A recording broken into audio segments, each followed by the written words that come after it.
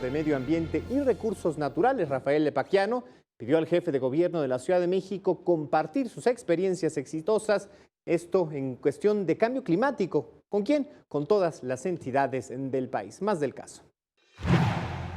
Los nuevos procesos de tratamiento de residuos que se han empezado a implementar en la Ciudad de México son motivo de reconocimiento por parte de las autoridades ambientales federales, destacando la próxima adquisición de la planta de termovalorización que convertirá la basura en energía eléctrica para el sistema de transporte colectivo Metro. Y creo que el ejemplo que pone la Ciudad de México es que hoy ya se puede tener este tipo de tecnologías a una inversión que no tiene por qué hacerla los gobiernos y con los beneficios ambientales de salud. Durante la reunión de trabajo de la Comisión de Medio Ambiente de la CONAGO, encabezada por el jefe de gobierno Miguel Ángel Mancera, se pidió a la capital mexicana compartir su experiencia al resto de los estados sobre este tema.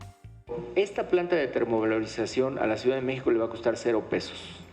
Y por supuesto que también colocamos a la disposición de ustedes el modelo de pronóstico. Y con el propósito de mantener el fortalecimiento del combate al cambio climático, la Semarnat exhortó a los gobiernos locales a que implementen el sistema de verificación vehicular, así como tener programas para mejorar la calidad del aire a más tardar el próximo año. Todos los estados tienen que tener un programa de verificación vehicular.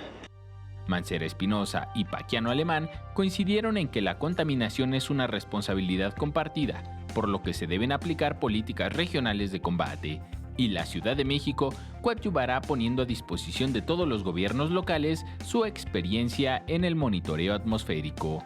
Con imágenes de Joel Arias, Enrique Muñiz, 21 Noticias.